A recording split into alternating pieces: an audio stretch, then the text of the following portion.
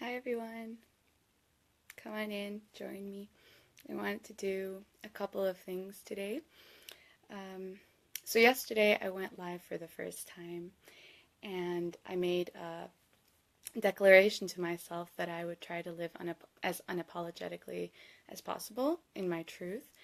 So I did live unapologetically today in my pajama pants.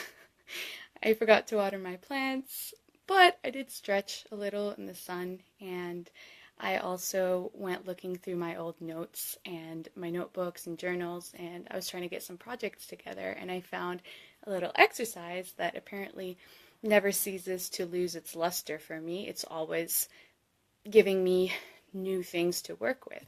And so I wanted to bring that concept to you guys today. It's called the Ikigai. This is a Japanese word, if you've never heard of this concept. It doesn't really have a direct translation in English, but it does have some close translations, and I would say maybe the reason for living, your purpose, or your heart's desire. And the reason that I wanted to bring this up today is because I found myself frequently using it in a stage of trying to figure out, who am I? What do I want? What can I do best? And it has a little schematic that goes with it in order to discover this little, integration between all sorts of different dimensions to figure out that point right in the middle where you're in alignment and complete beauty with everything around you. So these 4 circles are intersecting spheres of influence. You take what you love, what you're good at, what you could be paid for, and what the world might need. And altogether, if you can find something that you could do that intersects all of them, that is what we would call the Ikigai.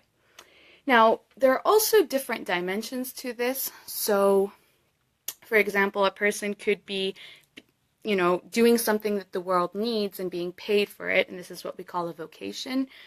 We could have a passion, is what you're good at it and you love it. It doesn't necessarily guarantee some kind of material gain. Doesn't usually, it doesn't guarantee anything for you. There's also the situation where you could be doing something that you love and the world needs it. It's your mission, but again, you might not be getting recognition. And a lot of the times, a lot of people are in this sphere over here. They're good at something and they're being paid for it. But being good at something doesn't necessarily guarantee happiness. You could be doing something just to get by or to pay the bills. So the concept of Ikigai is kind of, oh, hi everyone, thank you for joining. Combining these aspects and trying to find something that speaks to you personally, to your heart, and to your abilities. So what I usually do is I take each circle and I jot down a bunch of keywords in each circle.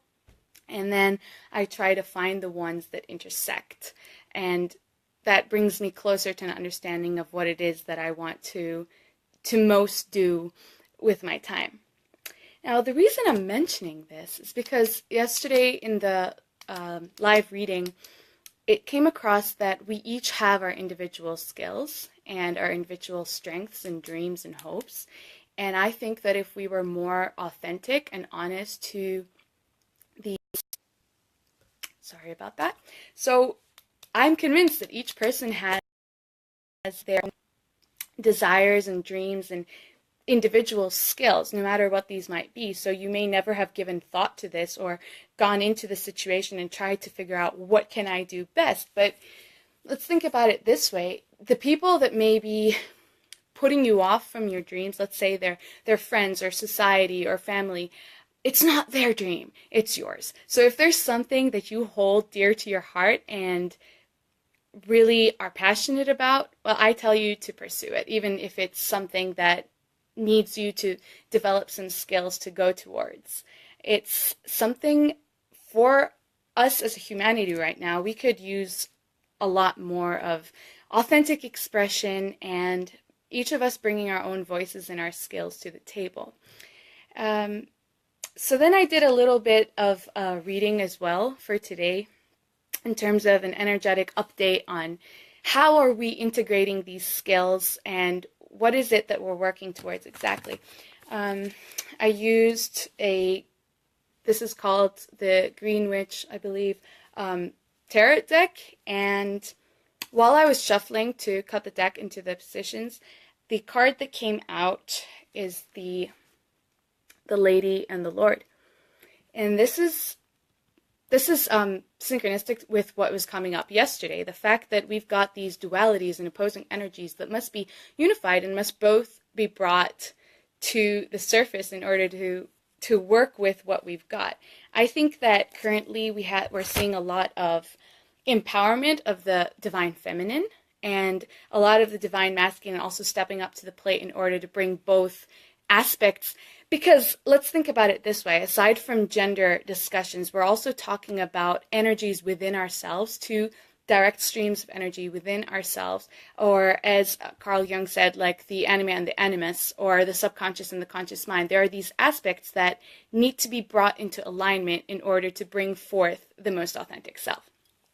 So then I went ahead and got this reading spread out. I used a spread that talks a little bit about the past influences, the current influences, and what outcome are we looking towards for humanity. And I don't know if you can see this, but the text over here, I'll work through them one by one. So what came up as the past influences or past card is the Five of Wands. And as you can see, there's a bunch of people standing around a fire. And in this situation, I believe it has a lot to do with where we are today. In the past, there's been a lot of, competition and attempts to sort of get us to where we are today. And this is discussing changes in work and people attempting to bring their individual selves to the picture. But basically the story goes that if that doesn't happen, then we get into the issues of the present situation, which is the Four of Pentacles. In the present situation and in the present world that we've discovered for ourselves, what we're basically doing is fear. This is fear for security, fear for monetary gain, material gain. This Four of Pentacles individual is locked up in his own house. He's got everything around him, but he's also wary and suspicious of newcomers. Essentially, the teamwork has sort of fallen through. We kind of operate from a mindset of competition, as well as constantly fearing for our security and needing to move forwards and get what we want, but we're almost not thinking about it in terms of the collective and what this looks like for everybody involved. But there is a little bit of a twist to this as well, because as I've said, in terms of each of us bringing our individual selves to the picture, there is the potential for a kind of victory in the intellect aspect. And this is a very positive card to have come up. It's like enlightenment, wisdom, and the victory of all the things that we want to achieve. They are possible. Now, that doesn't mean that that's what we're going to be doing, but it is possible. The mindset that actually could illuminate us and bring us forth to this future where there is widespread illumination and people being their best selves and cooperating, because essentially we all live on one earth and we're doing this all together, and the illusion of separation is keeping us from all of us getting together for our greatest good. The mindset that we could potentially use instead is the Ace of Pentacles, which is one of material success on all levels, good health, basically achieving everything it is that we desire. I'm of the belief that if we're using the ego mindset of competition and me, getting what I want done right now, that doesn't necessarily mean that it's good for you and your neighbor and your family and your friends and your world and your society. And unless we shift into some kind of mindset like that, a mindset of abundance and ecological awareness, working within our systems in balance, that abundance that an individual receives is transitory. It does not mean anything for the collective, and it's actually quite a selfish way of going. So this kind of positive abundance for everybody is possible. Now, how does that work? Well, there's the environment that we find ourselves in, and this harkens back to each person speaking their truth and the Ikigai, or the Japanese truth of your heart. That comes back to you're located in a very specific environment, surrounded by specific people doing your thing.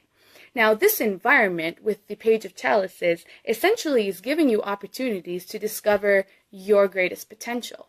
There may be relationships, bonds, people may be pushing you to go into certain creative outlets, and this is all positive in the end if you agree with it. It's there for you to take. So this goes back to people could find their unique calling, and in finding their unique calling, we're talking about teamwork rather than competition against each other, because really we're just competing against ourselves.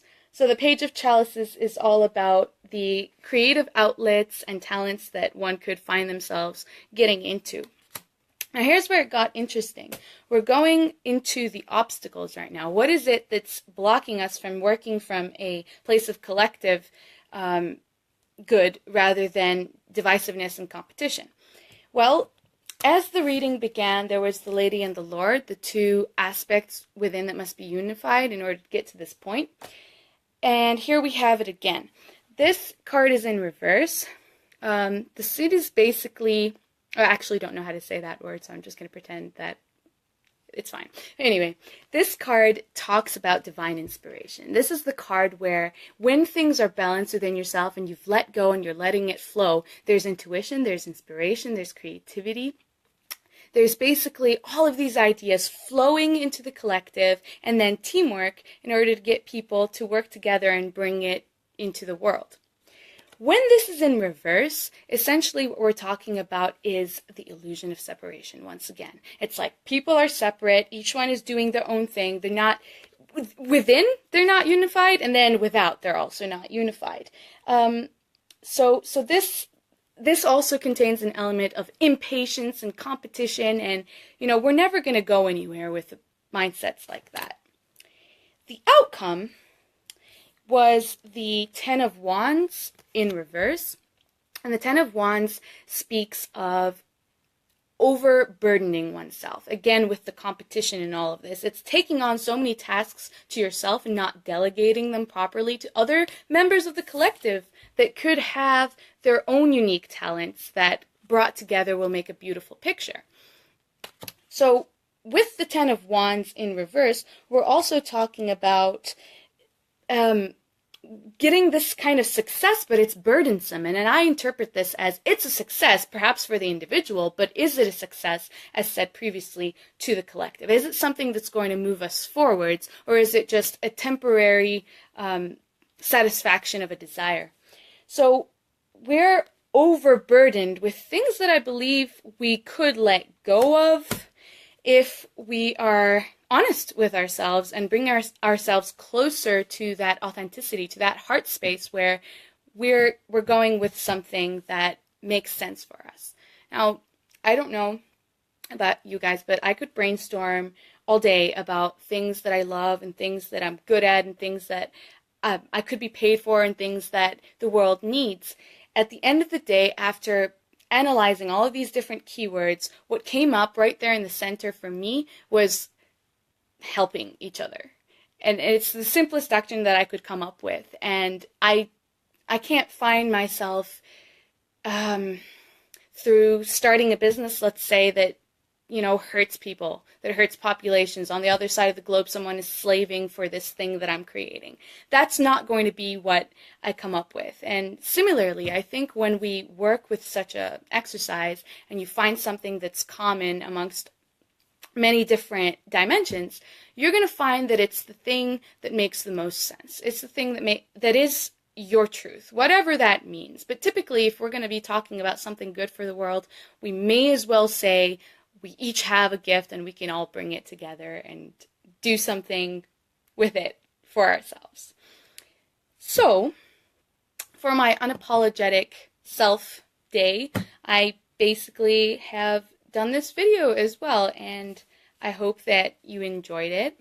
These readings are always really interesting to do, but if anybody wants help with any particular issue, you could also reach out to me, because they're very versatile and they can answer a wide range of questions through multiple types of spreads. But I think today the lesson is, yeah, we are unique and we've got our talents, and we should be moving a little bit more towards the collective connection rather than the separation and competition that's going on right now. But thank you for watching, and see you another time.